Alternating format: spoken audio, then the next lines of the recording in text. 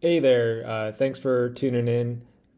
This is going to be an overview and analysis of the um, Capital Cross Cyclocross race that just happened this past weekend on December 5th. It's in Fairfax, Virginia, around Lake Fairfax. I'm a Cat 3 racer, and this was my best race of the season. I got 10th place, and I wanted to walk you guys through my line choice, my analysis of the course, what I thought about it, and also show you the crash that happened like right at the start, about 100 meters up. That's the first thing that you'll see here. So if that's all you care to see, then you can watch that and then click off. If not, I'll do some voiceovers and you can see my thought process of how I move up through the course and go from essentially last place to 10th place overall for the Cat 3 here. I'm a local racer in Washington, D.C., and just doing this for fun and just kind of, nerding out. The cameras, sorry for the awkward camera angle. It's between my legs. It's a Cyclic IQ rear mounted camera that I just flipped around on my seat post. So the shot's kind of cool, but you see a lot of my inner thigh. So I apologize now for that. And my bike is a 2018 Trek Crockett in the Miami green Shimano GRX 1 with an 1130 rear cassette and a 40 tooth front chainring, disc brakes, obviously, and I run mud tires all year round. So I have the 33 millimeter PDX Donnelly PDX mud front tire and the Michelin mud green, the classic green Michelin mud rear tire. That's my bike setup, and that's what I run pretty much all year long for cyclocross. Because this season was surprisingly not muddy, but normally we have a pretty muddy season here in the Washington D.C. area. If you have any other questions about my setup or bike or anything, feel free to leave them in the comments below. And enjoy. Thanks. For those who love the nerdy stats, the race was 49 minutes long. Average power was 212 watts. Normalized power is 285 watts. I have a FTP of 290. I weigh 165 pounds. Average heart rate for the 49 minutes was 173 beats per minute. We averaged 12.4 miles per hour and it was 1,500 feet of elevation gain. Max power wasn't actually at the start. It was actually at that. There's this really steep, rooty. Most people had to run up, but I eventually learned how to ride it, and that was 1,043 watts. And that was pretty consistent, around 1,000 watts every time, just to make it up that part of the course. So yeah, if you have any questions, leave them below. Thanks.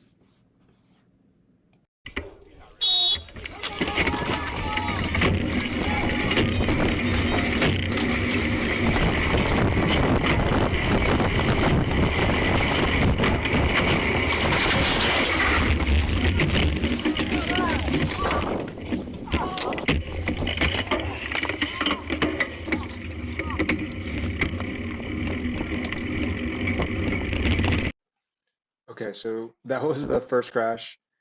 I don't know what happened, but I mean, it was flat, uphill, paved straight. Um, and I guess somebody up front just clipped back wheel and then just went down and then took out like four people maybe. And luckily I just like slid into it and then went around them. So that's me now starting in last place. And the rest of the video is kind of me uh, battling to at least get a decent spot. On this part of the course, it was just after the start finish, so there's some switchbacks and some really tight twist turns. So uh, right now, I'm just trying to pass as many people as I can, cutting on the inside if I can, or just taking the turn faster with no brakes. Just kind of doing my best to get ahead of everyone.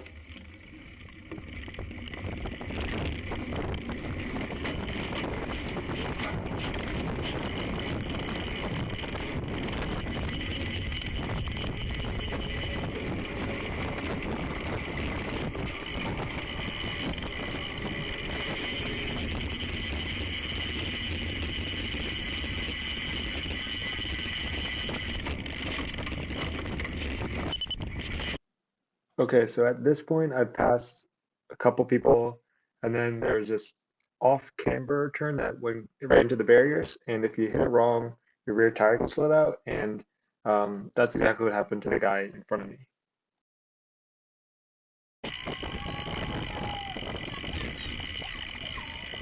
He needs a pit bike. He needs to defend his speed over his bike.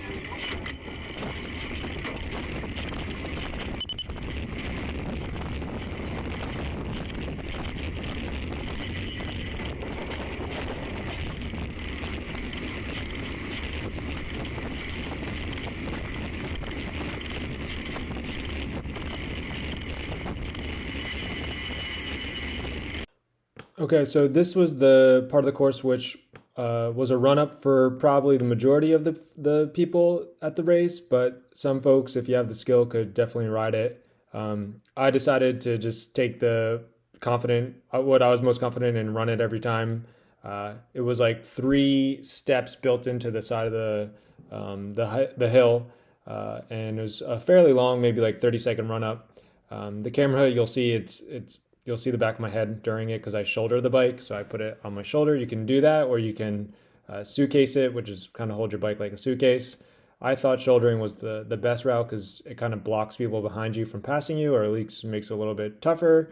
And for a longer, steeper run up, I like I prefer that method. Um, all right, so now we're entering the Zombiemaker. This was a section you could gain or lose some time on, and this was, I think, less people could ride this, but it was definitely rideable. Uh, it was a rooty uphill section which had roots on like either side, and the fastest route was to the right. Then you cut left, and then kind of go up the left side. And if you did that, you really didn't have to hit it many routes, and you could clean the section and not run it. This was a decisive maker, and this is eventually how I passed the guy who I was riding with most of the time. But you had to pre-ride this section a lot and be really confident with it.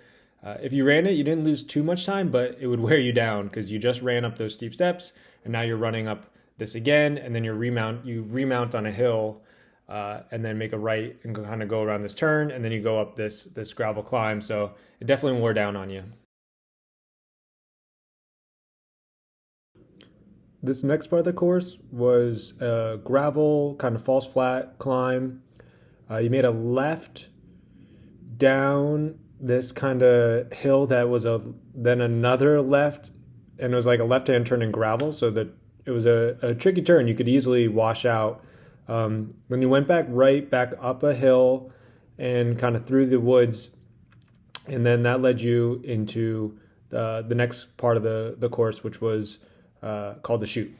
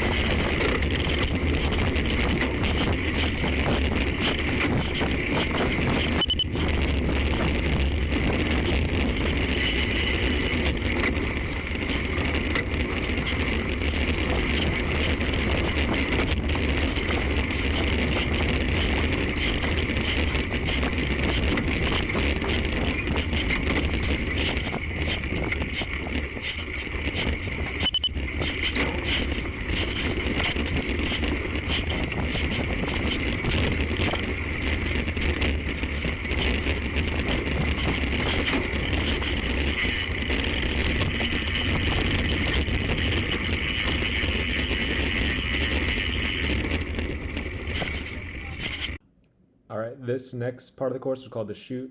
By far the most fun. It was a super steep kind of slalom type section of the course where you kind of come down this really sharp hill and then make a left, and then it kind of weaves you back and forth all the way down the hill.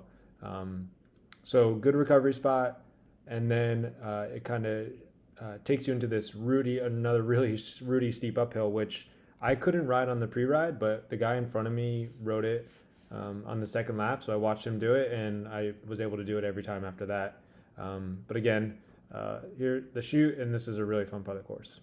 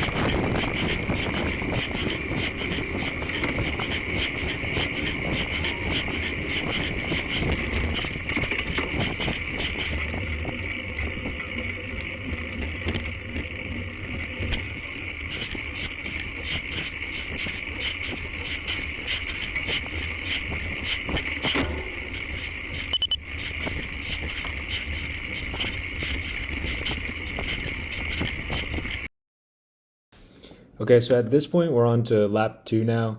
I made up quite a few spots, and I got behind this guy on a mountain bike, and I followed his wheel for as long as I could, till I saw somebody I recognized who I normally ride with. So once I rode this guy's wheel to just after the Zombiemaker, and then I bridged up to I became friends with him after this race, but I recognized him and immediately just made a big effort to try and catch him. So you'll see me following this mountain biker's wheel for a little bit, and then I eventually bridge up to catch my other friend from his team is Team Great Escape.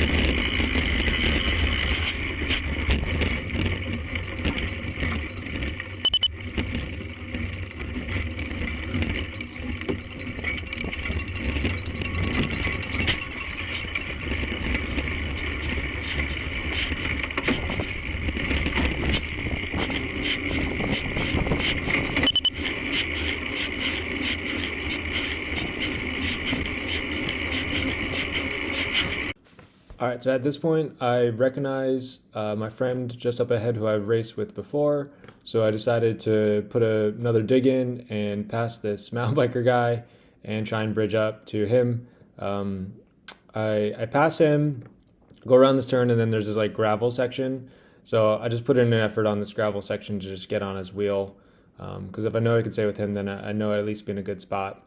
I really don't even know what position I am at this moment, but I figured if he's up there, he's probably a good person to be with.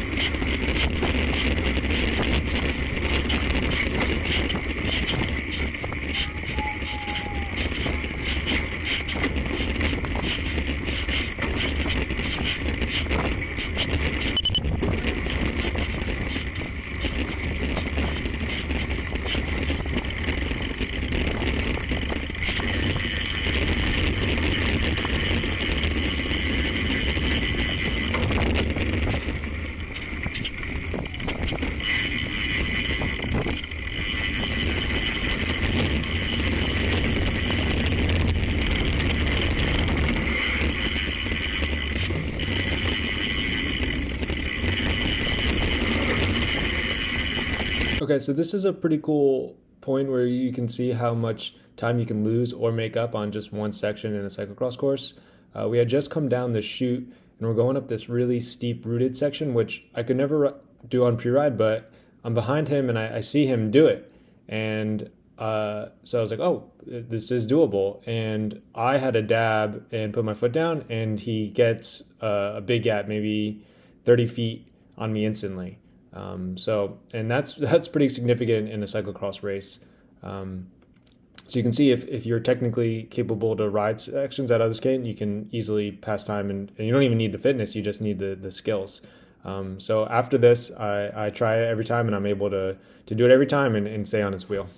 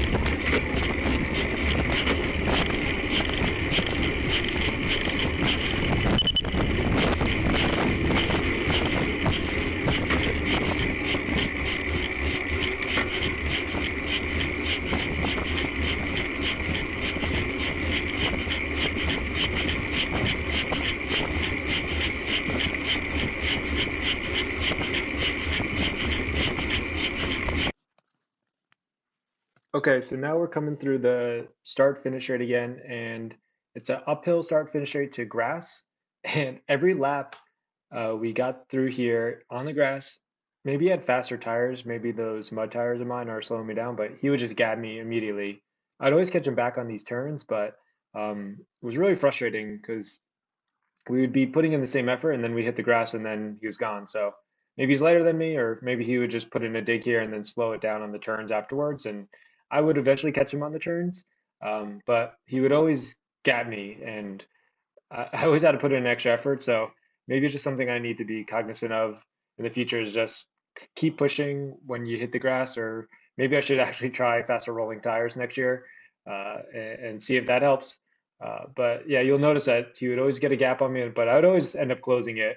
And I was pretty gassed at this point after making that effort to bridge up to him. So maybe it was just me not able to respond. It took about 2 laps to recover and fully get back and feeling good, like I could ride and push.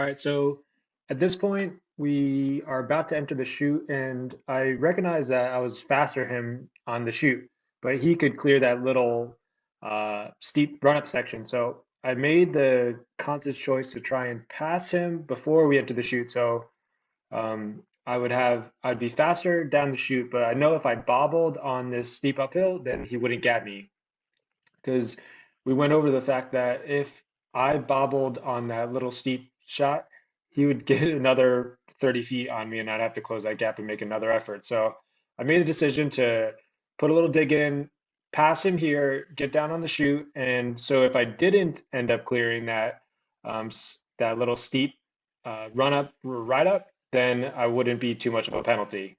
And I end up passing him here and I end up being able to ride it on this lap. So I didn't lose any time, and it was a win-win for me.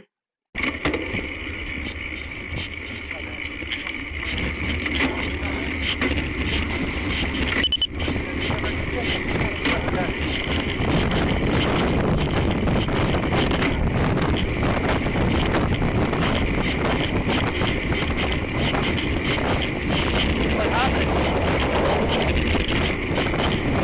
Did I snap?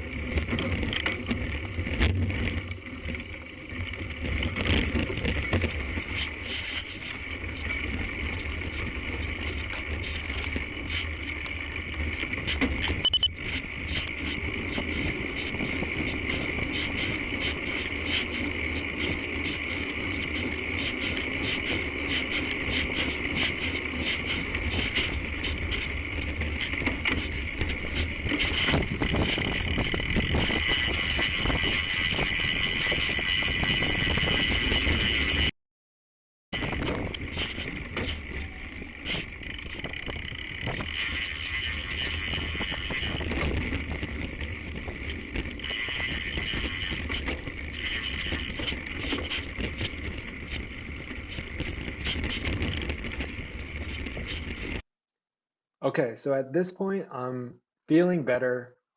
He would always get me on the initial grass section, and then I'd be catching up, and I'd catch him on the Zombiemaker because I could ride that. He had to run it, so I knew if he had a little gap, that would be fine. And since I'm finally feeling better, he was asking me to pull through, so I decided, okay, hey, let's try and do this. Let's try and catch the guy ahead of us. So um, I decided to start taking some pulls on these short gravel uphill sections. Let him recover a little bit. He let me recover for a couple laps, which was awesome. So now it's kind of cool. We start working together and we start, nailing this course and trying to gain back as much time as we can and gap the people behind us and kind of close the gap on anybody who might be ahead of us and, maybe make up a couple spots on the course. Because, at this point, I honestly have no idea what place I am. I'm just hoping to salvage the race as best as I can.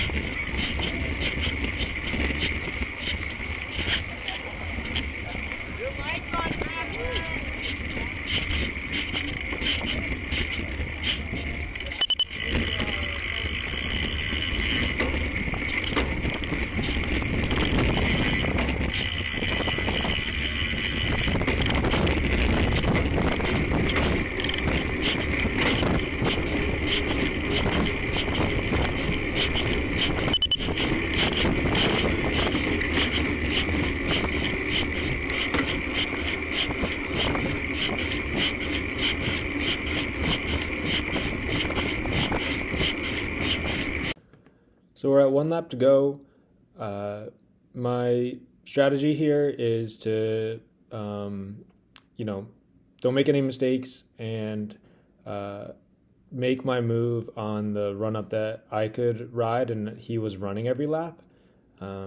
So that's what I did. I stayed with him, and then I made the pass on that first run up with the steps. So I passed him right before there, got to the top, and then I knew I was faster on um, the Zombiemaker. So I made sure I was first through there, and I rode the Zombiemaker, and he had to run it.